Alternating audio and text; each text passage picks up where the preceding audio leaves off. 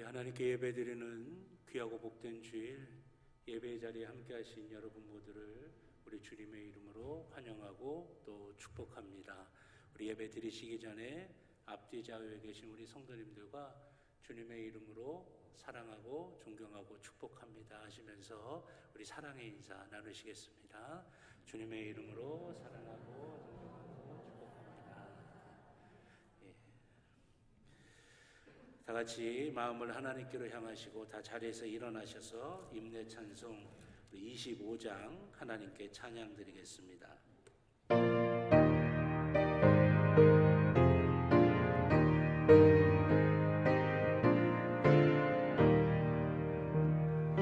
멸류관 보소서 주 앞에 드리세 저 천사 기쁜 노래가 온 땅에 퍼지네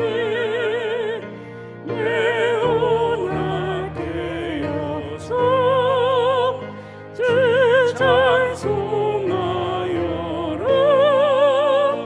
온 백성 죄를 속하신 만왕의 왕이세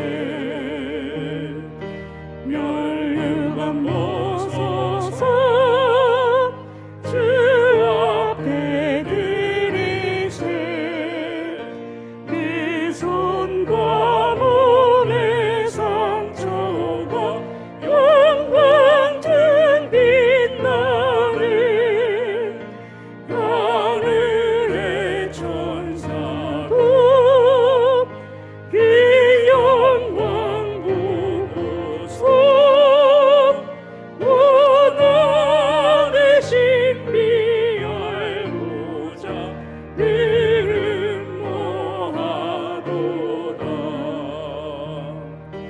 멸류관 보소서 주 앞에 드리세 온 세상 전쟁 그치고 적병화 오겠네 주 보좌 앞에서 온 백성 엎드려 그 해에 영광을 늘 찬송합니다.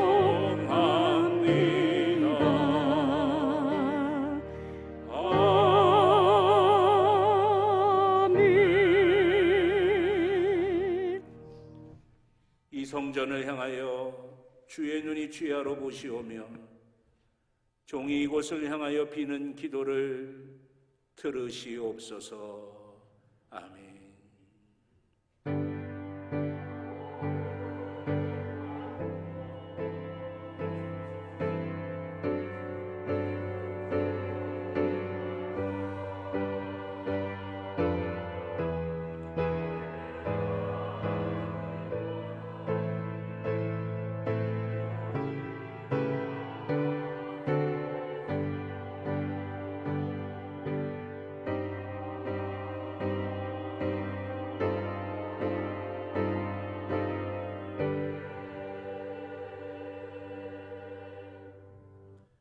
하나님 앞에 우리의 죄를 다 같이 고백하시겠습니다. 은혜의 주님, 지난 한 주간도 하나님의 은혜로 살았지만 감사보다는 불평이 더 많은 한 저희를 용서해 주옵소서. 항상 주님께서 은혜로 채워주시는데도 보이는 두려움 때문에 주님을 잊어버릴 때도 있습니다. 내게 주신 것에 감사하지 못하고 다른 사람과 비교하며 낙담하기도 합니다. 주님께서 선하게 이끌어 주시건만 내 마음대로 되지 않는다고 투덜거리기도 하였습니다.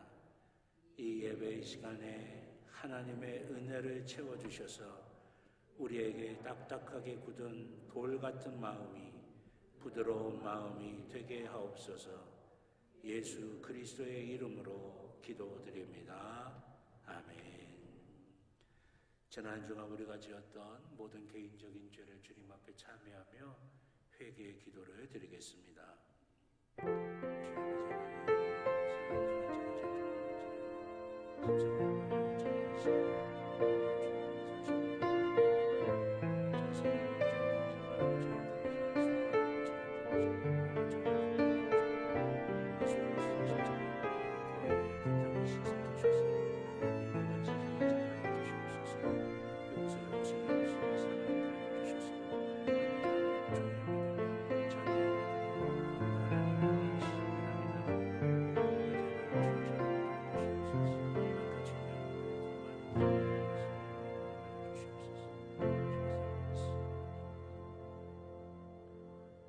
우리를 용서하시는 하나님의 말씀을 들으시기 바랍니다.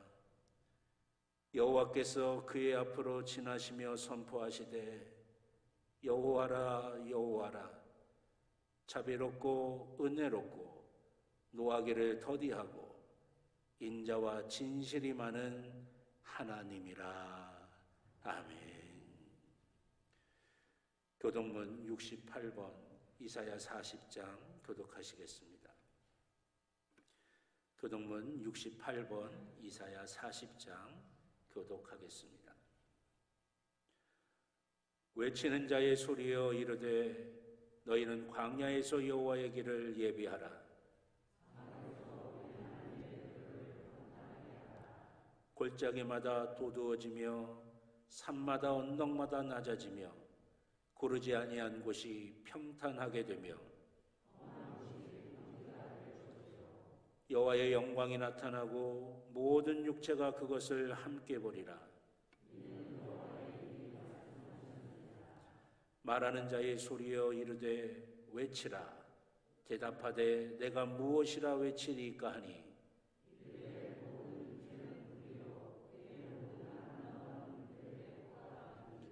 풀은 마르고 꽃이 시듬은 여호와의 기운이 그 위에서 붐이라. 이 백성은 실로 풀이로다.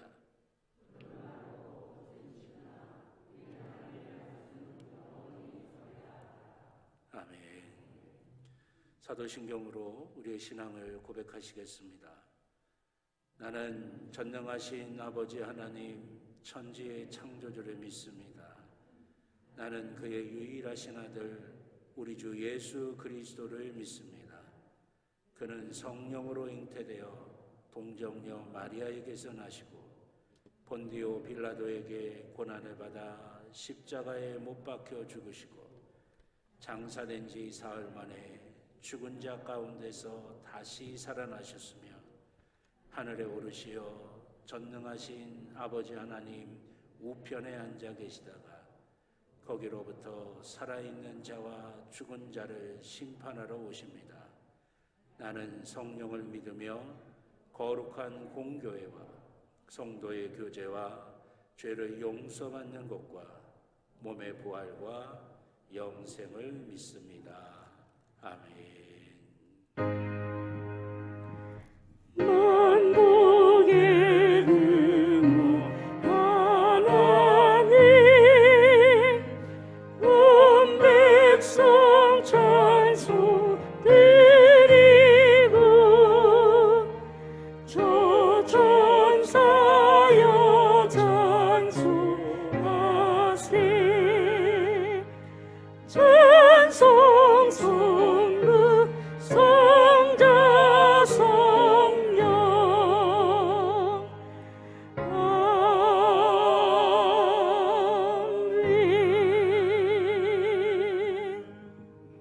아멘. 자리에 앉아주시기 바랍니다. 이용대 장로님 기도하시겠습니다.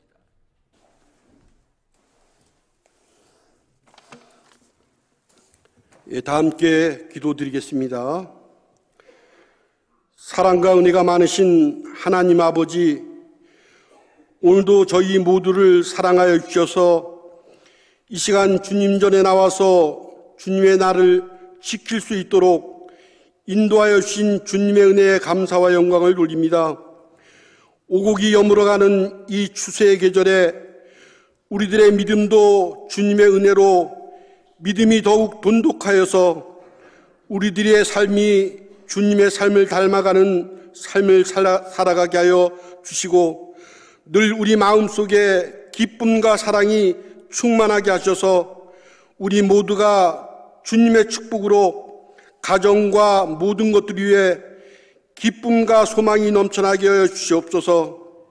이스라엘을 지켜주신 하나님 아버지, 이 나라 이 민족을 주님 지켜주시기를 원합니다. 이제 이태원 거리 압사 참사 사고로 인해 많은 인명의 사상자가 발생했습니다. 다시는 이와 같은 안전사고가 일어나지 않도록 우리 모두가 안전사고에 유의하여 다시는 이와 같은 안전사고 일어나지 않도록 주님 이 민족을 지켜주시기를 원합니다. 예기치 못한 사고로 슬픔에 있는 유가족을 주님 위로하여 주시옵소서. 이 시간도 육신의 질병으로 어려움 당하는 형제 자매 위에도 주님의 손으로 안수한찰하여 주셔서 질병이 깨끗하게 치유하여 주시기를 원합니다. 이 시간 하나님 말씀 전하실 담임 목사님 영육간에 강건케 하여 주셔서 이 시간 하나님 말씀 전하실 때에 욕심과 교만이 사라지게 하시고 마음의 평안과 겸손함이 임할 수 있도록 인도하여 주셔서 이 시간 목사님의 말씀을 통하여 답답했던 우리들의 심령이 새롭고 기쁜 마음으로 힐링되어서 한 주간도 주님의 은혜로 기쁨과 섬김이 넘치는 삶을 살아가게 하여 주시기를 원합니다. 이 시간도 예배를 위하여 섬기는 할렐루야 찬양대와 여러 가지 모습으로 섬기는 손길들 위에도 주님 축복하여 주셔서 섬김과 봉사가 더욱 넘쳐날 수 있도록 주님 인도하여 주시옵기를 기도드리며 사랑과 은혜가 많으신 예수님의 이름으로 기도드립니다. 아멘.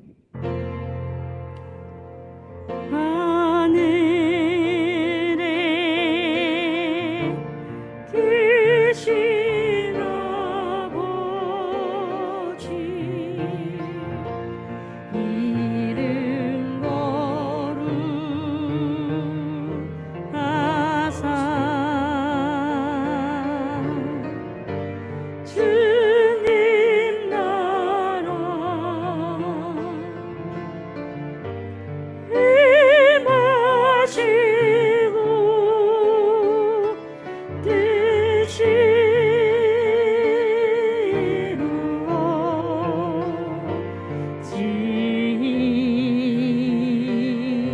이루어지이다. 일용할 양식 주시고 우리들의 큰 죄 다 용서하옵시고 또 시험에 들게 마시고 악에서 구원하소서. 대개 주의 나라 주의 원칙 주의 영광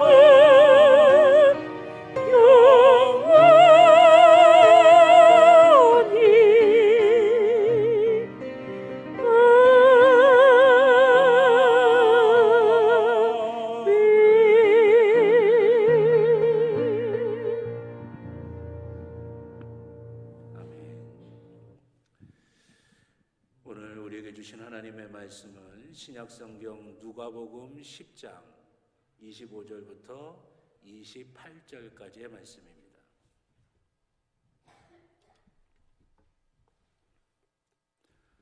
신약성경 누가복음 10장 25절로 28절입니다. 신약성경 110쪽입니다.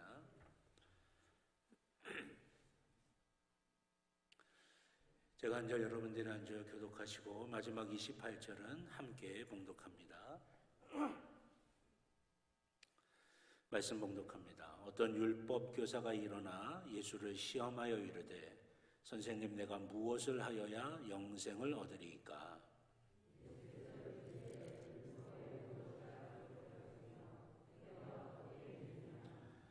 대답하여 이르되 내 마음을 다하며 목숨을 다하며 힘을 다하며 뜻을 다하여 주 너희 하나님을 사랑하고 또한 내 이웃을 내 자신같이 사랑하라 하였나이다. 그래서 이르시되 내 대답이 옳도다. 이를 행하라. 그러면 살리라 하시니. 아멘. 할렐루야 찬양대 하나님께 찬양 드리겠습니다.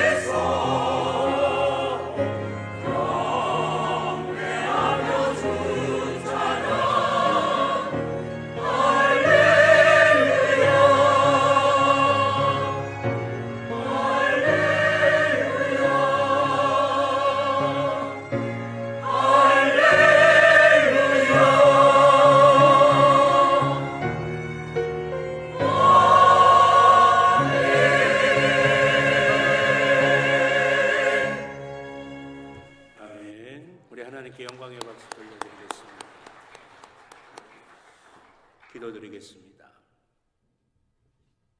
좋으신 아버지 하나님, 저희가 주님 앞에 모여 예배를 드립니다. 이 시간 우리 가운데 좌정하여 주셔서 우리의 영혼과 우리의 마음과 우리의 육신과 우리의 삶의 모든 것들을 다 만져 주시옵소서. 하나님의 손길이 있어야 살아날 수 있습니다. 하나님의 손길이 있어야 온전해집니다. 하나님의 손길이 있어야 충만해집니다. 아버지 하나님, 이 시간 주님의 능력의 손길이 우리 가운데 함께하여 주셔서 아버지 하나님, 우리 가운데 혹여 병든 것이 있습니까? 고쳐지게 하여 주시옵소서. 우리 가운데 연약함이 있습니까? 강건해지게 하여 주시옵소서. 우리 가운데 부족함이 있습니까? 주님이 채워 주시옵소서. 하나님의 것으로 풍성해지는 예배의 시간이 되게 하여 주시옵소서. 주님을 향하여 갈급한 자를 주님이 기뻐하신다고 말씀하셨사오니 이 시간 우리의 심령이 주님을 향하여 갈급해지기를 원합니다. 간절해지기를 원합니다. 목말라 하기를 원합니다. 주님, 은혜의 생수로 저희를 채워 주시옵소서. 그리하여 우리의 살 길이 보여지게 하여 주시고 은혜의 길이 보여지게 하여 주시옵소서. 홍해 속에 감추어졌던 그 주님이 예비하신 그 길을 보게 하여 주셔서 승리하는 믿음의 주의 자녀들이 되도록 인도하여 주시옵소서. 아버지 하나님, 주님의 말씀 앞에 섭니다. 경건한 두려움으로 주님의 말씀을 대하게 하여 주시옵소서. 우리 가운데 있는 교만이 사라지게 하여 주시고 우리 가운데 있는 세상의 것들이 사라지게 하여 주셔서 순전한 영혼으로 주의 말씀 앞에 서게 하여 주셔서 말씀이 우리 안에 역사가 되는 것을 경험하게 하여 주시옵소서. 부족한 종의 입술에 성령의 기름을 부으시사 사람의 말이 아닌 하나님의 말씀이 되게 하여 주시고 사랑하는 성도들의 심령마다 함께하여 주셔서 하나님의 말씀이 하나님의 말씀으로 들려지는 귀한 복과 은혜가 있게 하여 주시옵소서. 감사드리며 예수님의 이름으로 기도드렸습니다. 아멘. 할렐루야, 할렐루야. 주의 말씀 앞에서는 이 시간 우리의 마음을 순전하게 하나님 앞에 열어서 하나님이 부어주시는 귀한 은혜와 복이 저와 여러분 가운데 충만하게 임하시기를 주님의 이름으로 축원합니다. 우리 가슴에 손을 들고 함께 믿음으로 고백하십니다. 나는 하나님의 복입니다. 아멘. 내가 가는 길은 복된 길이고 내가 앉는 자리는 복된 자리입니다. 아멘. 예배는 회복입니다. 예배는 능력입니다. 예배는 축복입니다. 아멘. 오늘 이 시간, 이 예배의 시간 하나님께서 만져주셔서 치유되시고 회복되시고 하나님이 주시는 능력과 축복으로 채워지시기를 주님의 이름으로 축원합니다.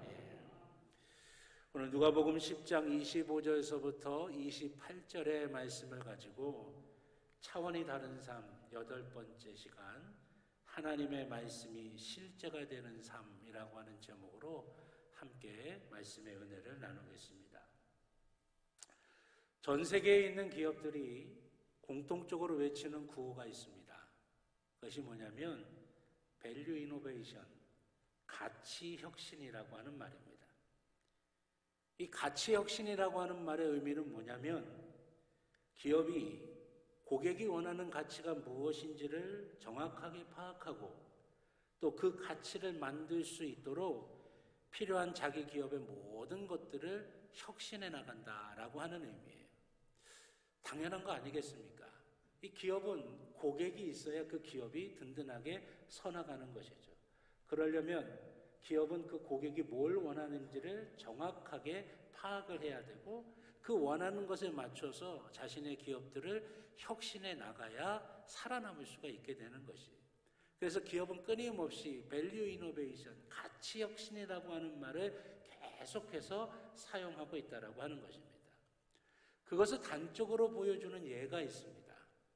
그게 뭐냐면 여러분 혹시 기억나시는지 모르겠어요. 예전에 영화관마다 그 영화 한 편씩 걸었어요.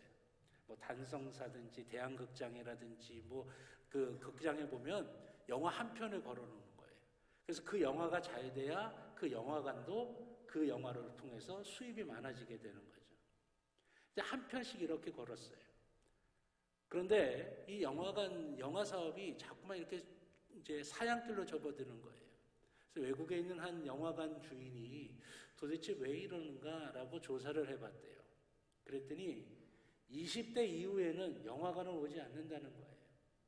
그 이유는 뭐냐면 20대 이후에는 대부분 결혼을 해서 자녀를 낳는데 자녀 아이들이 둘 이상이 되니까 아이들 데리고 그 영화관에 와갖고 영화를 제대로 볼 수 있겠습니까? 제대로 못 보죠. 정신없으니까. 이 아이 자녀 문제가 해결되지 못하니까 영화관에 올 엄두를 못 내는 거죠. 그리고 자가용도를 갖고 있는데 주차장이 시설이 안 돼 있으니까 주차 공간이 부족하니까 갈 생각도 아예 못 하는 거예요. 그리고 소득이 좋아지면서 집마다 소파라든지 그런 게 좋은 게 돼 있는데 영화관 의자가 너무나 딱딱하고 불편하니까 2시간 넘게 그 영화관에 앉아서 영화 보기가 또 불편한 거예요. 또 집에서 모든 시설이나 편의시설, 문화시설을 다 이용할 수 있으니 굳이 영화관에 가서 영화를 보지 않아도 문화적인 욕구가 다 충족이 되니까 그 불편함을 감내하면서 영화관에 나오려고 하지 않는다라고 하는 것이죠. 그러면 영화관이 살아남으려면 어떻게 해야 되는지 답이 나오는 거죠. 자녀들 문제를 해결해야 돼요. 주차장 문제를 해결해야 돼요. 시설을 바꿔야 됩니다. 그리고 문화생활도 또 여러 가지 즐거움도 오락도 느낄 수 있게끔 영화관에 만들어놔야 된다라고 하는 거죠. 그렇게 해서 나온 게 뭐냐면 복합상영관이라고 하는, 요즘 우리가 영화관에 가면 영화관마다 다양한 영화를 갖다 놓죠. 한 5-6편 갖다 놔요. 그러면 자기 기호에 맞는 그 영화를 채택을 합니다.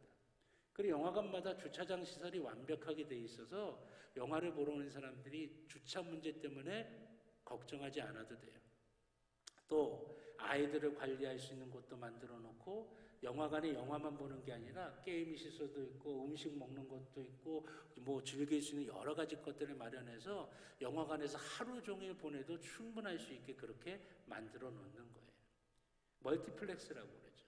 종합 복합 상영관이라고 하는 거예요. 여러분, 이것은 뭡니까? 영화관이 고객이 원하는 게 뭔지를 정확하게 파악하고 거기에 맞춰서 자기를 혁신해 나갔기 때문에 이루어지는 일이라고 하는 것입니다.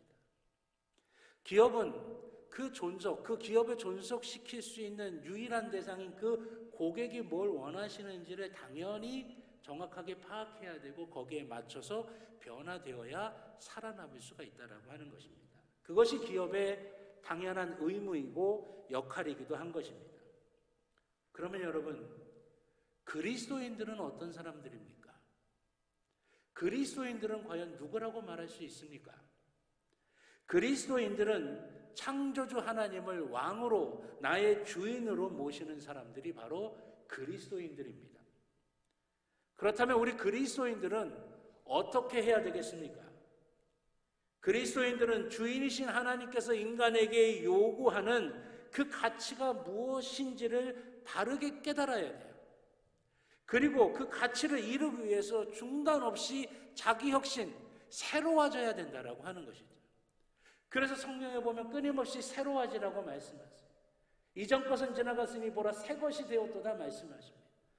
우리는 늘 하나님이 뭘 원하시는지를 집중하고 그 하나님이 원하시는 가치를 발견하고 그 가치를 내 삶 속에서 이루려고 끊임없이 내가 새로워지고 성장하고 성숙되어지는 일들을 하는 것. 그거 바로 그리스도인들의 모습이다라고 하는 것입니다. 그렇다면 그리스도인으로서 우리가 추구해야 할 가치 혁신, 즉 거룩한 변화가 무엇이겠습니까?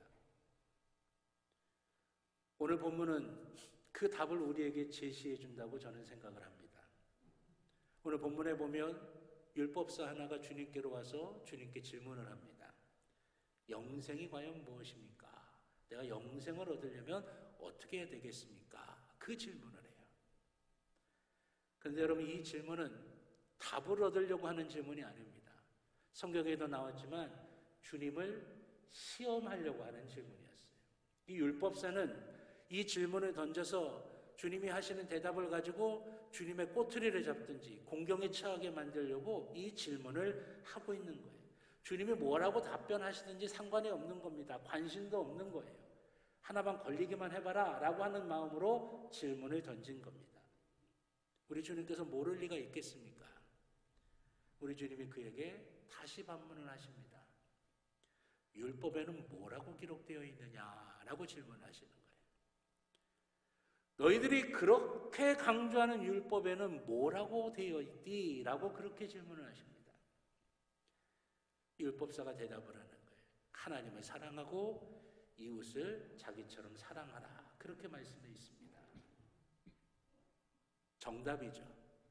율법을 정리하고 줄이면, 요약하면 바로 이것이 되는 거니까 이 율법사는 완벽한 정답을 주님께 지금 말씀드린 거예요.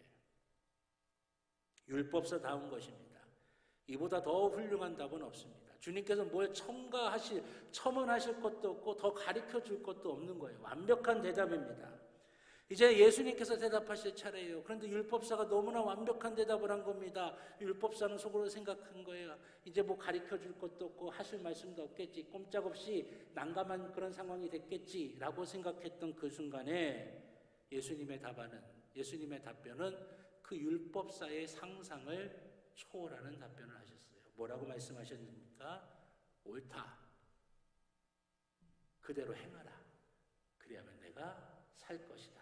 그렇게 말씀하셨어요. 율법사는 자기가 지금 안다는 것을 아주 그냥 실컷 이야기했는데 예수님은 아는 게 중요한 게 아니야. 가서 행해. 그대로 해. 행하라고 말씀하십니다. 왜 그렇습니까? 믿음이라고 하는 것은 아는 거에 멈추는 것이 아닙니다.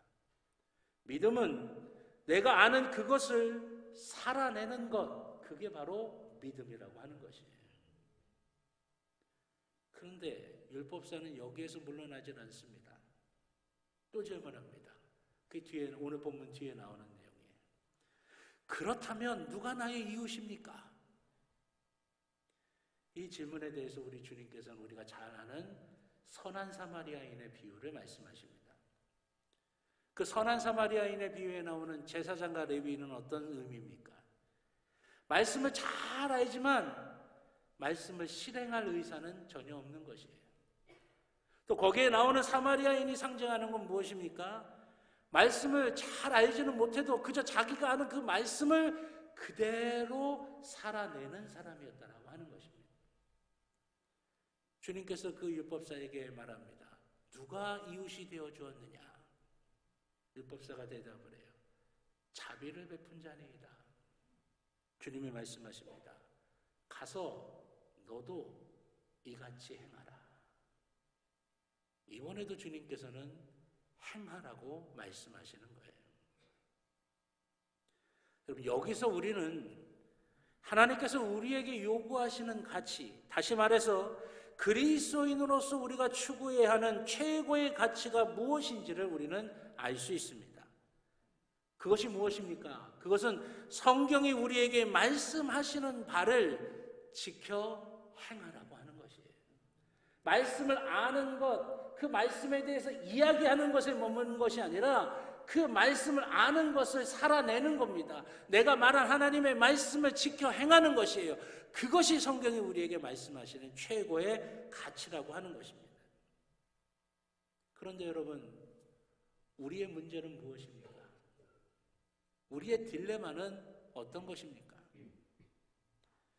말씀대로 살아야 하는 것을 알기는 알지만 막상 실제 생활에서 말씀대로 사는 것을 어려워하고 있다라고 하는 것이에요. 말씀에 대해서는 잘 알아요. 말씀에 대해서도 말을 잘합니다. 그런데 막상 우리의 실제의 삶에서 그 말씀대로 살아내는 것을 어려워한다라고 하는 것이죠. 왜 이럴까요? 가만히 제가 생각해 보니까 우리 속에 피해의식이 있어서 그래요. 이 말은 무슨 뜻이냐면 우리가 말씀대로 살려면 내가 손해보고 내가 핍박당하고 내가 어렵고 내가 힘들고 내가 희생과 고통을 감내해야 된다라고 그렇게 생각을 하고 있다라고 하는 것입니다. 그러니까 말씀대로 살려고 할 때 주저하는 거예요. 말씀대로 행하려고 할 때 멈칫거리는 거예요. 나 이러다가 바보 되는 거 아니야? 나 이러다가 손해당하는 거 아니야? 나 이러다가 고통당하는 거 아니야? 멈칫하게 되는 거예요. 근데 여러분, 정말 그렇습니까? 이것이 우리에게 사단이 하나님의 말씀대로 살지 못하도록 우리를 유혹해서 우리 가운데 집어넣은 사단의 생각은 아니겠습니까? 신명기 10장 13절의 말씀입니다. 내가 오늘 내 행복을 위하여 내게 명하는 여호와의 명령과 규례를 지킬 것이 아니냐. 아멘. 하나님께서 명령과 규례, 즉 하나님의 말씀을 주신 것을 지키라고 명령하셨는데 그 앞에 뭐라고 말씀하시냐면 오늘 너의 행복을 위하여 내게 명하는. 그러니까 하나님은 성경은 뭐라고 말씀하십니까? 하나님이 우리에게 말씀을 주시는 것은 우리가 행복해지도록 하나님께서 우리에게 말씀을 주신다라고 하는 거예요. 우리가 행복할 수 있는, 우리가 온전하게 살아갈 수 있는 길, 우리가 정말 기쁨을 누리며 살아갈 수 있는 길이 어디에 있느냐? 말씀에 있기에 우리에게 그 하나님의 말씀을 주신다라고 하는 것이죠. 하나님께서 우리에게 말씀대로 살라고 하시는 것은 하나님을 위해서가 아니라 우리가 행복하게 살아가도록 하나님께서 우리에게 말씀을 주셨다라고 하는 거예요. 이게 성경이 증거하는 겁니다. 그런데도 자꾸만 우리는 말씀대로 살면 내가 손해볼 것 같아. 말씀대로 살면 내가 핍박당할 것 같아. 내가 고통을 지나가야 될 것 같아. 그런 생각 때문에 지레짐작으로 멈칫하게 되는 거예요. 우리는 하나님의 말씀대로 산다는 것이 우리가 손해고 우리가 희생한다고 생각하는데 하나님은, 성경은 오히려 그것이 아니라 하나님의 말씀대로 사는 것이 우리가 행복할 수 있는 길이라고 우리에게 증거하고 계신 것이에요. 그러면 이게 정말일까? 어떻게 우리가 하나님의 말씀대로 사는 게 행복한 것인가? 하나님의 말씀대로 살아가는 게 정말 우리가 행복하다고 하는데 그 이유는 뭘까? 여러분, 인간에게는 시간의 제약이 있습니다. 흐르는 시간 앞에서 인간은 어찌할 수가 없어요. 시간이 흘러가면서 변하게 돼 있어요. 시간이 흘러가면서 달라지게 돼 있어요. 또 시간이 흘러가면서 약해지게 돼 있어요. 또 시간이 흘러가면서 내가 원래 가지고 있었던 나의 모습들을 잃어버릴 때가 있어요. 제가 예전에는 우리가 사진을 찍으면 인화를 해서 비닐이 되어 있는 그 앨범에다 이렇게 다 모아놓잖아요. 근데 언젠가부터는 이제 디지털 카메라가 나오고 핸드폰으로 사진을 찍다 보니까 컴퓨터에 이렇게 저장을 해놓게 됩니다. 그래서 제가 그 컴퓨터에 있는 사진들을 연도별로 정리를 하느냐고 제 컴퓨터 안에 있었던 사진들을 쭉 살펴보게 됐어요. 제가 그러다가 와, 진짜 많이 바뀌었구나, 많이 변했구나 라고 하는 것을 느끼게 돼 있어요. 제 삶의 순간순간들이 그 사진 속에 이렇게 담겨져 있는데 제가 신학교 다닐 때 사진입니다. 이 반응은 뭐지? 제가 지금 그렇게 형편이 없나요? 제가 신학교 다닐 때 모습이에요. 전도사로 이제 사역할 때. 그리고 보니까 결혼할 때 찍은 사진이 하나가 있었어요. 이게 아마 이제 찍어서 인화를 한 건데 제가 핸드폰인가 뭘로 찍어서 다시 이제 컴퓨터에 보관을 해놓은 것 같아요. 결혼할 때 찍은 사진.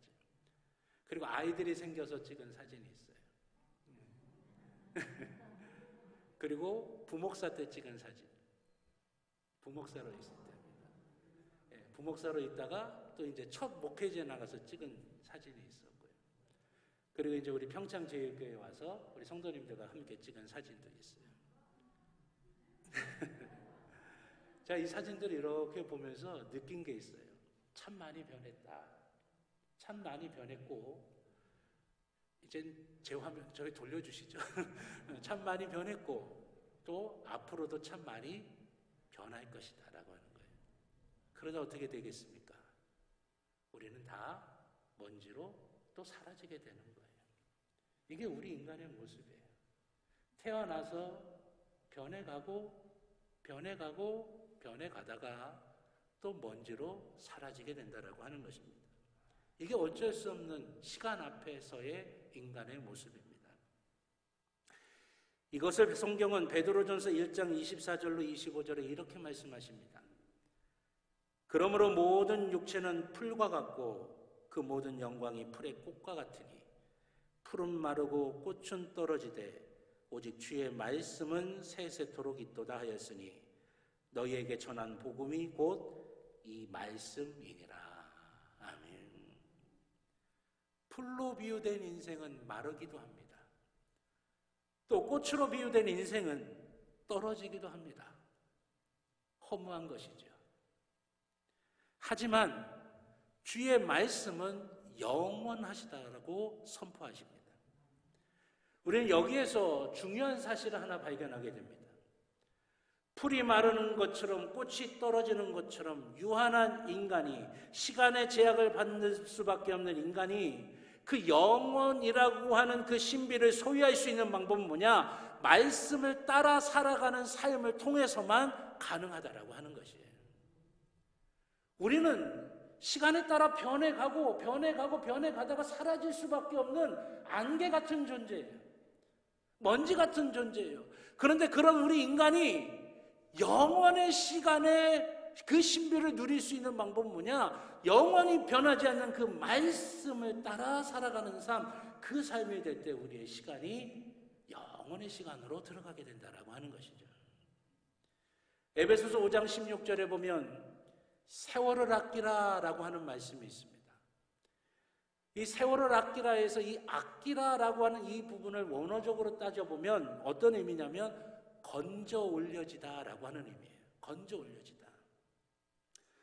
그냥 물이 흐르듯이 흘러가다가 사라질 그 인생 속에서 바가지로 한번 물을 딱 뜨면 지금 내 앞에 있는 시간이 되죠. 건져 올려진 것이에요.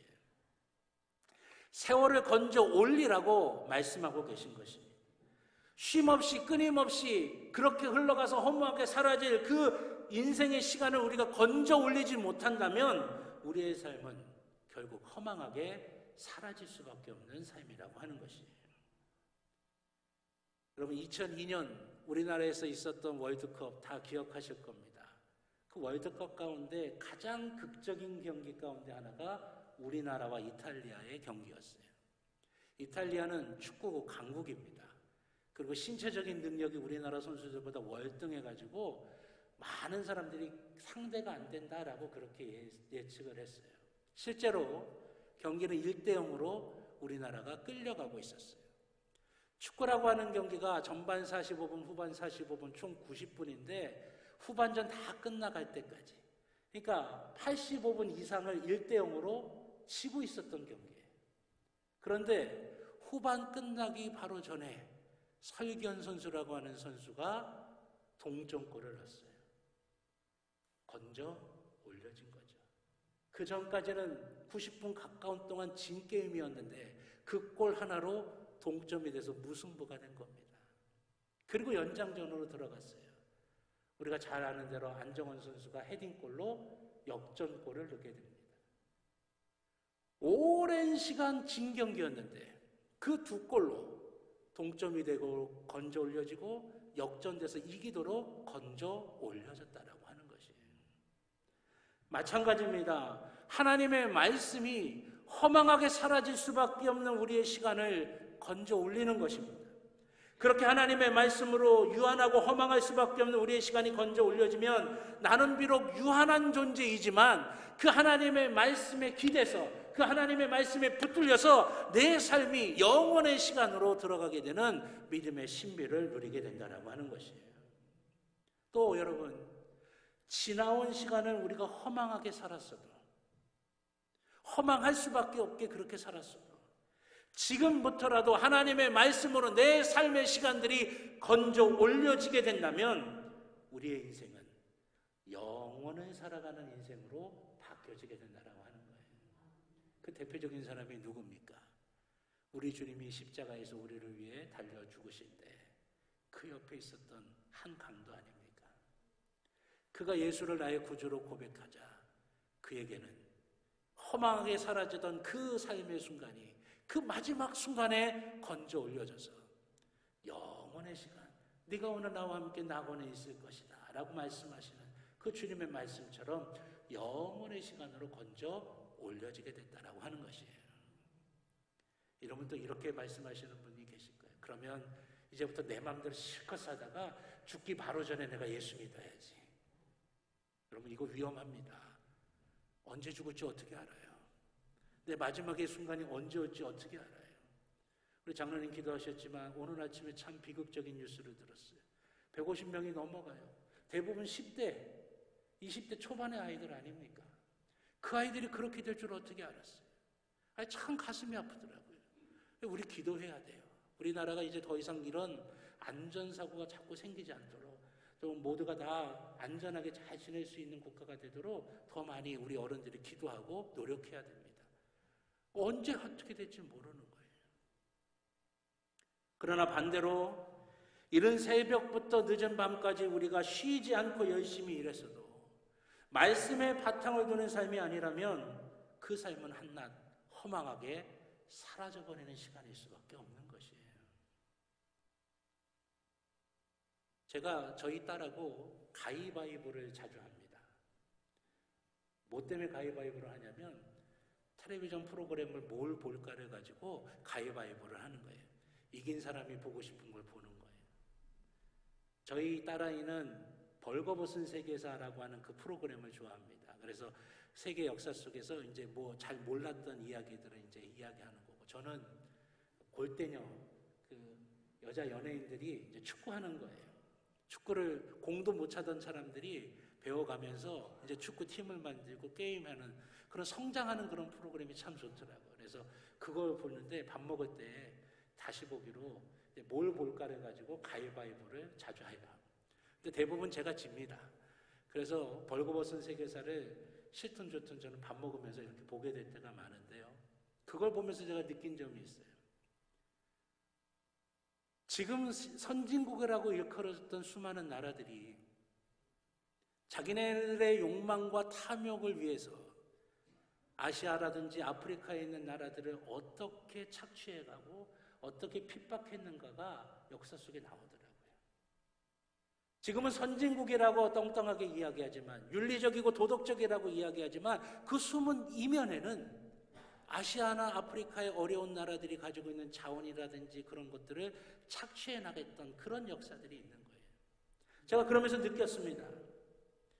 하나님의 말씀으로 건져 올려지지 않는 삶을 산다면, 그게 선진국이든 그렇지 않든 결국은 욕망과 탐욕에 빠져서 스스로의 시간들을 허망하게 다 날려보내고 먼지가 되게 만드는 것에 불과하다라고 하는 것이죠. 그래서 하나님은 우리가 그 탐욕과 욕심과 욕망에 빠져서 우리의 시간을 허망하게 허비하지 않도록 하나하나 건져 올려줘서 우리로 하여금 영원한 시간을 누리며 살도록 말씀대로 살라고 우리에게 말씀하고 계신 것이에요. 그러니 여러분, 말씀대로 사는 게 우리에게 손해가 되는 게 아니라고 하는 것이죠. 구약의 잠언 10장 27절에 보면 이렇게 말씀하십니다. 여호와를 경외하면 장수하느니라.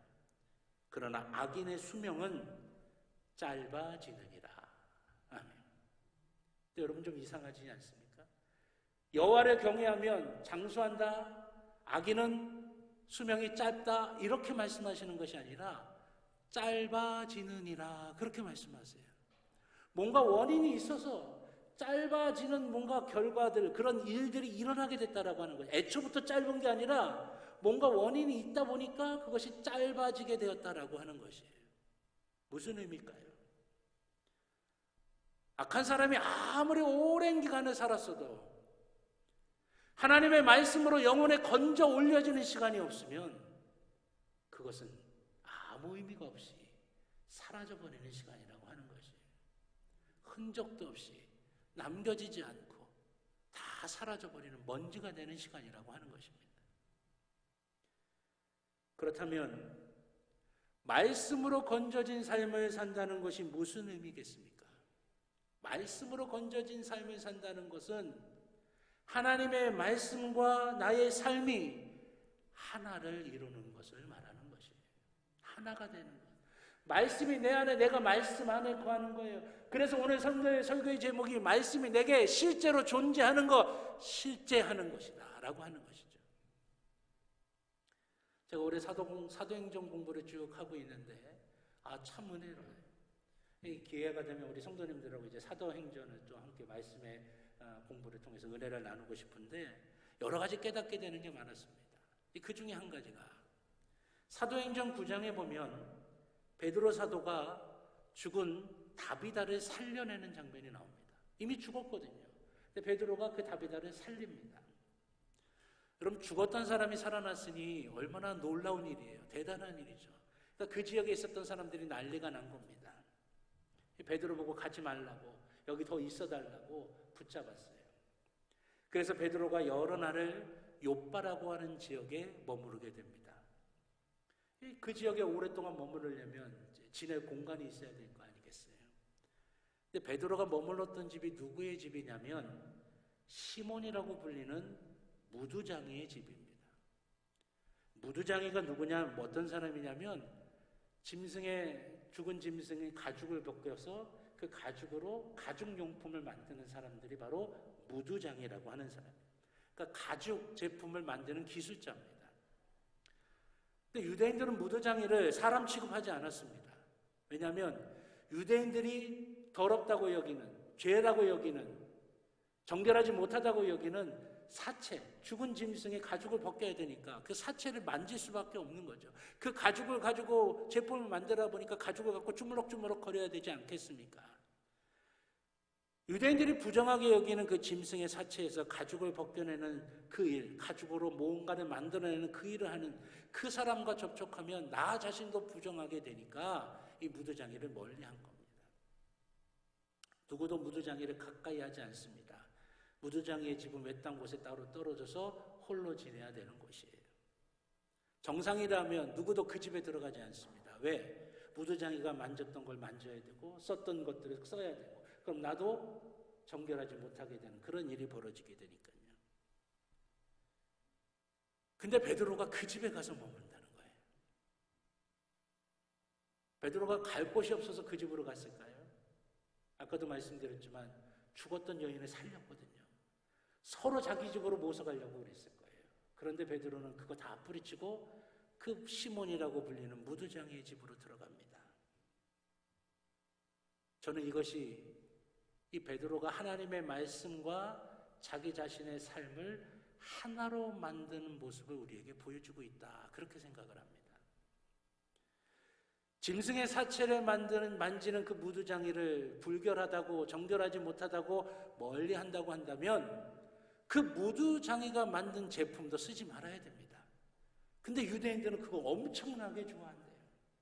그들이 만든 그 가죽 제품을 비싼 값을 주고라도 살려고 한다고 하는 거예요. 얼마나 앞뒤가 안 맞는 이야기입니까? 그러면서 무두장이를 배척하고 멸시한다라고 하는 게 얼마나 말이 안 되는 이야기예요. 베드로도 아마 이전에 그랬을 것입니다. 하나님께서 하나님의 형상대로 창조하신 인간을 유대인이냐 이방인이냐 하는 걸로 구별합니다. 하는 일이 어떠냐 하는 걸로 구별합니다. 계층이 어떠냐 하는 걸로 구별합니다. 차별하고 무시하면서, 그러면서 스스로의 우월감을 그걸 통해서 가지려고 합니다. 그 모든 것에 대한 회개이고 하나님의 말씀과 내 자신을 하나로 묶는 바로 그 모습이 이 베드로가 시몬이라고 하는 무두장이의 집에 가서 거하는 것으로 나타나게 된다라고 하는 것이에요. 베드로 안에 하나님의 말씀이 실제로 존재하게 되는 것, 실제하는 것, 그걸 보여주고 있다라고 하는 것이죠.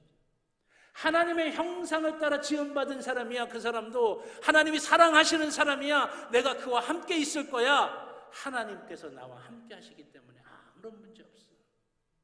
베드로의 믿음이 바로 고스란히 드러나고 있다라고 하는 것입니다. 주님은 바리새인을 외식하는 자, 회칠한 무덤이라고 책망하셨습니다. 외식이 무엇입니까? 겉과 속이 다른 것입니다. 그리스도인들은 겉과 속이 달라서는 안 됩니다. 하나님의 말씀을 알기만 하고 말하기만 해서는 안 돼요. 우리가 하나님의 말씀을 많이 알고 하나님의 말씀을 늘 읊조리는 것 중요합니다. 그런데 거기에서 멈춰서는 안 된다라고 하는 것이에요. 내가 아는 그 하나님의 말씀을 내가 내 삶에서 살아내야 된다라고 하는 것이에요. 내가 말하고 있는 그 하나님의 말씀을 내 삶 속에서 지켜 행해야 된다라고 하는 것입니다. 제가 한 달에 한 번씩 함께 공부하는 목사님들이 있습니다. 이런저런 얘기를 나누다가 목회하면서 제일 힘든 게 뭘까라고 하는 이야기를 했어요. 속상하게 만드는 교회입니까? 아니면 경제적인 어려움일까? 그게 아니더라고요. 목사님들이 공통적으로 말씀하시는 목회하면서 제일 어려운 거는 내가 말씀을 선포하면서 그 선포한 대로 살아내는 것, 그게 참 어렵고 힘들다. 아니, 용기가 안 날 때가 있다라고 하는 거예요. 근데 여러분, 우리는 하나님의 말씀을 알고 하나님의 말씀을 선포하고 하나님의 말씀을 말하는 그것이 여러분 우리의 관념 속에 묻혀서는 안 된다라고 하는 거예요. 실제로 우리의 삶 속에 실제할 수 있어야 된다라고 하는 것이죠. 주님이 우리에게 원하시는 게 바로 그겁니다. 우리가 그 주님이 원하시는 그 가치를 우리 속에 이루기 위해서 우리는 날마다 하나님의 말씀을 통해서 내 자신을 돌아봐야 되고 나의 부족함을 고백하며 기도로 하나님의 은혜를 구해야 되는 것이고 예배를 통해서 하나님이 주시는 영적인 힘을 우리가 공급받아야 되는 이유가 바로 여기에 있다라고 하는 것이죠. 그것이 우리가 우리의 삶을 허망하게 사라지게 만드는, 흔적도 없이 사라지게 만드는 그 삶이 아니라 하나하나 다 건져 올려줘서 우리의 삶의 시간이 영원한 시간으로 들어가게 되는 귀한 축복의 통로라고 하는 것이에요. 우리는 다음 주일을 추수감사주일로 지킵니다.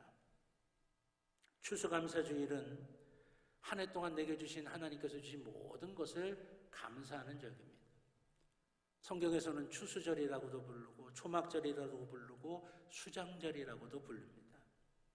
출애굽기 34장 22절에 보면 77절 곧 맥추의 초실절을 지키고 새말에는 1년의 마지막 끝부분에는 수장절을 지키라, 그렇게 말씀하고 있어요. 추수절을 지키라, 추수감사절을 지키라는 거예요.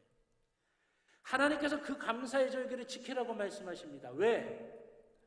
우리 삶의 감사가 지배할 수 있도록, 그 감사하는 삶을 살아갈 수 있도록 하라는 거예요. 왜? 그것이 우리의 삶을 진정으로 만족스럽고 행복하게 만드는 길이기 때문이라고 하는 것이죠. 그렇기 때문에 여러분, 우리는 추수감사를 지키면서 하나님이 말씀하신 대로 감사가 우리의 삶과 하나가 되게 만드는 것을 해야 돼요. 지금부터 일주일 동안 우리는 그거 해야 됩니다. 아니, 1년 내내 우리는 평생 동안 그걸 해야 되는 거예요. 감사가 내 삶을 지배하도록, 감사가 내 삶을 풍성하게 채우도록. 그래서 우리의 삶의 모든 것들이 다 감사가 되어야 우리의 삶이 온전해진다라고 하는 것입니다. 그럴 때 우리의 삶이 허망하게 사라지지 않고 하나하나 건져 올려지는 축복의 삶이 되어지는 것입니다. 오늘은 종교개혁주일이기도 합니다. 종교개혁 무엇입니까? 타락한 중세 카톨릭에 대항해서 오직 믿음, 오직 말씀, 오직 은혜라고 하는 그 구호를 가지고 새로워진 것이에요. 자기 혁신, 자기 변화가 일어난 겁니다. 그래서 여러분, 우리 개신교를 프로테스탄트라고 그러죠. 대항해요 일어났다라고 하는 것입니다. 하나님이 원하시지 않는 것을 대항해서 내가 새로워지고 가치 혁신을 이루었다라고 하는 것이에요. 그것이 무엇입니까? 말씀이 그저 관념의 덩어리가 되는 것이 아니라, 말씀이 어느 계층에 머물러 있는 것이 아니라, 말씀을 모든 믿음의 사람들이 공유하면서 그 말씀이 우리의 삶의 실자가 되게 만드는 것, 그것이 바로 하나님이 우리에게 원하시는 것이라고 하는 것이에요. 사랑하신 여러분, 말씀이 여러분들 가운데 살아있기를 주님의 이름으로 축원합니다. 실제가 되기를 주님의 이름으로 축원합니다. 그래서 그 말씀이 우리 속에 실제가 되어서 그 말씀을 통해 우리의 삶이 하나하나 다 건져 올려져서 우리의 삶이 허망하게 사라지는 인생이 아니라 하나님의 영원의 시간 안에 들어가서 그 하나님의 놀라운 것들을 누리며 살아갈 수 있는 저와 여러분 모두가 될 수 있기를 우리 주님의 이름으로 축원합니다. 기도하겠습니다. 좋으신 아버지 하나님, 저희 가운데 은혜를 베풀어 주셔서 아버지 하나님, 하나님의 말씀이 우리 안에 실제가 되게 하여 주시옵소서. 하나님의 말씀을 그저 듣기만 하는 것이 아니라, 아기만 하는 것이 아니라, 말하기만 하는 것이 아니라 그 하나님의 말씀을 살아내는 축복이 우리 가운데 있게 하여 주시옵소서. 그리하여 그 하나님의 말씀을 통하여 우리의 삶의 모든 시간들이 하나하나 다 들려 올려져서 그 하나님의 영원의 시간 안에 우리가 함께하는 귀한 영적인 신비가 우리 가운데 있게 하여 주시옵소서. 그리하여 세상의 것에 휩쓸리며 흔적도 없이 사라지는 인생이 아니라 차원이 다른 삶을 살아갈 수 있는 복된 주의 자녀들이 되게 하여 주시옵소서. 감사드리며 예수님의 이름으로 기도드렸습니다. 아멘. 감사합니다. 우리 이제 찬양하시면서 드리신 예물 봉헌하실 텐데 주보에 337장으로 나와 있는데 이게 잘못 나왔습니다. 찬송가 200장입니다. 찬송가 200장 찬양하시면서 드리신 예물 봉헌하겠습니다. 마지막 3절은 다 일어나셔서 찬양 드리겠습니다.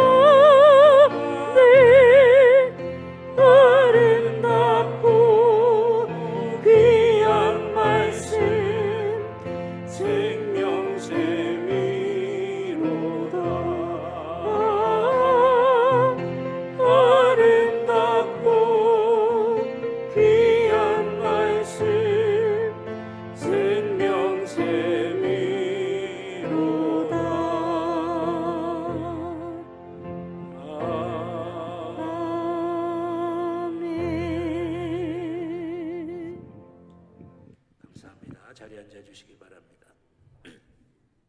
드리신 예물을 위하여 기도드립니다. 좋으신 아버지 하나님, 주신 은혜가 너무나 감사해서 하나님께 예배드리는 이 시간에 저희의 마음을 담아 정성껏 주님께 예물을 드립니다.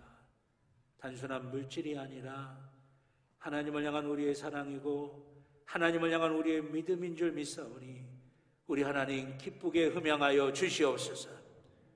아버지 하나님 앞에 드린 손길들이 하나님의 복으로 채워질 줄로 믿습니다. 그 영혼 위에 성령의 충만함과 은혜의 풍성함을 허락하여 주시옵소서.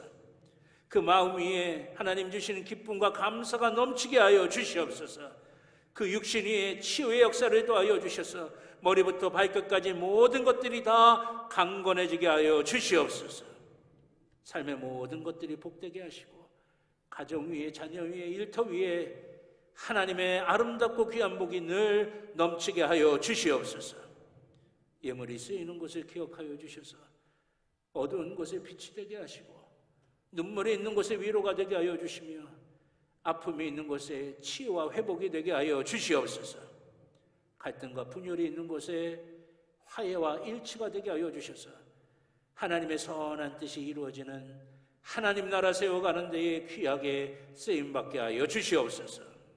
감사드리며 예수님의 이름으로 기도드렸습니다. 아멘. 감사합니다. 교회 소식 몇 가지 말씀드리겠습니다. 주보 교회 소식란에 참조해 주시기를 바라겠습니다. 오늘 오후 예배 사회는 최승식 권사님이시고 기도는 경금주 권사님이십니다. 기도하시면서 준비하실 수 있길 바라겠고요. 다음 주 오후 예배, 다음 주일은 우리가 추수감사절로 지킵니다. 그래서 다음 주 추수감사절은 한 해를 정리하면서 하나님이 내게 주신 은혜에 감사를 고백하는 절기예요. 그래서 여러분들 설교 때도 말씀드렸지만 한 주간 동안 내 가운데 감사로 풍성해지게 해달라고 기도해 주시고 또 기도하면서 또 기도와 정성으로 이 추수감사절을 잘 준비하실 수 있기를 바라겠습니다. 우리 추수감사절 제단 당식은 속회별로 감사의 쌀 10kg 한 포대씩 이렇게 하셔서 제단에 장식하신 후에 우리가 이 지역의 어려운 분들에게 조금이나마 우리 감사의 마음을 나누도록 잘 사용하도록 하겠고요. 속회별 감사의 쌀은 이번 주 토요일 오후 5시 전까지 교회로 도착할 수 있게 해주실 수 있길 바라겠습니다. 그리고 추수감사절 오후 예배는 추수감사절 찬양제로 드립니다. 그래서 선교회 및 기관별로 이제 준비를 하시는데 문화부장이신 김정수 장로님에게 신청해 주시고요. 신청 마감은 오늘 오후 예배 후까지입니다. 그리고 신청곡 선정은 11월 2일 수요일까지고 순번 추첨은 11월 6일 주일날 12시 30분 2층 로비에서 진행이 됩니다. 주변에는 안 나와 있는데 이제 동절기가 되어서 수요예배 시간이 7시로 변경이 됩니다. 그래서 수요예배 시간이 7시로 변경된다는 거 기억하시고 착오 없으시길 바라겠습니다. 그리고 40일 특별 새벽 기도회가 11월 3일까지 이번 주 목요일까지 이제 진행이 됩니다. 마지막까지 우리가 기도에 승리하실 수 있길 바라겠고요. 또 성경 일독학교도 11월 12일까지 우리가 시가서 과정 진행 중에 있습니다. 말씀과 기도로 우리의 신앙을 반석 위에 든든하게 세우실 수 있길 바라겠습니다. 웨슬리 전도대가 11월 5일 토요일 오전 9시 50분 사무실에서 기도하고 출발하겠고요. 대입 수험생을 위한 기도가 다음 주일 11월 6일에 주일 오전 2부 예배 때 있겠습니다. 우리 광고 시간에 시험 보는 학생들 나오는 학생들 다 이렇게 앞에 나와서 우리 성도님들이 같이 좀 기도하는 시간을 가질 테니까 얼마나 마음이 또 졸이고 힘들겠어요. 그 아이들 위해서 함께 기도 이렇게 해주실 수 있길 바라겠고요. 또 수학능력 시험이 있는 11월 17일 목요일 오전 9시서부터 오후 5시까지 소예배실에서 우리 부모님이든 또 우리 조부모님들 나오셔서 기도할 수 있도록 소예배실 마련해 놓을 테니까 기도하실 수 있길 바라겠고요. 2022년 당회가 12월 첫째 주일 12월 4일 오후 예배 후에 있습니다. 당회원은 입교인 이상, 세례 입교인 이상 모든 우리 성도님들이 당회원이십니다. 그래서 12월 4일 첫째 주일 오후 예배 후에 당회 이렇게 할 수 있도록 여러분들이 당회원들은 시간을 미리미리 잘 준비해 주실 수 있길 바라겠고요. 총남성교회, 총여선교회 또 각 지선교회 총회하신 후에 2023년도 임원을 선출하시고 보고를 해주시기 바랍니다. 언제까지 해주시냐면 11월 27일까지 해주셔야 서류 작업을 해서 12월 첫째 주 당회 때 새로운 임원들이 인준을 받아야 됩니다.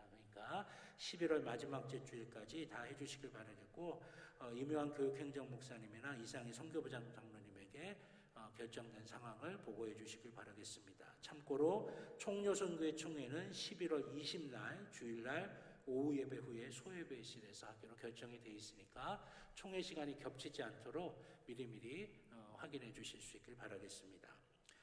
그리고 저희 지방에서 이제 교역자 성지순례를 이제 가게 되는데, 저희 부부가 이스라엘 성지순례를 11월 8일서부터 18일까지, 그러니까 추수감사절 지내고 그 지내고 화요일 날 이제 출발을 하게 됩니다. 그래서 10박 11일 동안 다녀오게 되는데, 이스라엘 성지순례를 제가 사실 처음 가는 거예요. 그래서 기대가 좀 많이 됩니다. 그래서 가서 좋은 거 보고 또 좋은 인사이트도 얻어서 말씀도 더 풍성해지고 목회도 더 풍성해질 수 있도록 여러분들이 기도 많이 해주시기를 부탁드리겠습니다. 예.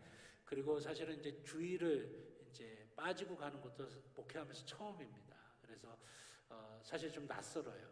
그런데 꼭 가야 될 것 같아서, 갔다 와야 될 것 같아서 이렇게 가니까 또 주일도 또 은혜롭게 우리 교회 주일도 잘 지켜질 수 있도록 여러분들 위해서 많이 또 기도해 주시길 부탁드리겠습니다. 예. 그리고 오늘 교회에 새롭게 등록하신 분이 계십니다. 우리 김미량 성도님, 최정신 권사님께서 인도하셨는데 일어나실 수가 있나요? 예, 저 중간에 계십니다. 예, 오늘 예배 함께 참석해 주셔서 감사합니다. 우리 박수로 환영하시겠습니다. 예. 감사를 드리고요. 제가 잠깐 기도하도록 하겠습니다. 아버지 하나님, 우리 김미량 성도님, 우리 교회 보내주시니 감사를 드립니다. 아버지 하나님, 이 제단에서 흘러나오는 생명의 성수가 그 영혼과 가정과 일터 모든 것들을 다 만족하고 강건하게 해주시고, 또 이 제단의 믿음의 뿌리를 굳건하게 내려서 아버지 하나님의 은혜 받고 축복받고 하나님 원하시는 열매를 풍성하게 맺도록 인도하여 주시옵소서. 주께서 함께하여 주시고 붙들어 주시고 축복해 주실 줄로 믿고 감사드리며 예수님의 이름으로 기도드렸습니다. 아멘. 우리 김미량 성도님 다시 한번 주님의 이름으로 환영합니다. 예. 감사하고요. 이번 주 제단미화는 우리 김종수 장로님, 박종숙 권사님 가정에서 결혼기념 감사로 헌물하셨습니다. 결혼기념 맞으신 두 분을 위해서도 또 가정을 위해서도 축복하시며 기도해 주시기를 바라겠습니다. 우리 옆에 있는 분들하고 한 번 더 인사하실까요? 한 주간도 승리하시길 바랍니다 하시면서 한 주간도 승리하시길 바랍니다. 네. 다 같이 자리에서 일어나셔서 파송의 찬송 주님 말씀하시면 찬양 드리겠습니다.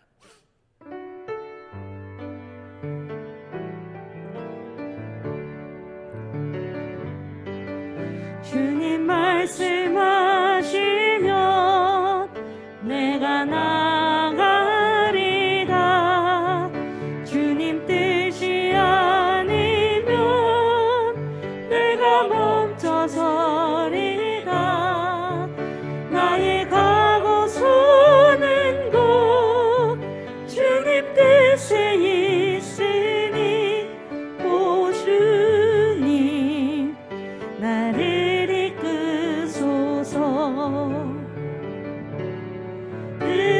뜻하신 그곳에 나의 기원합니다. 이끄시는 대로 순종하며 살리니 연약한 내 영혼 통하여 일하소서. 주님 나라와 그 뜻을 위하여 오 주님 나를 이끄소서.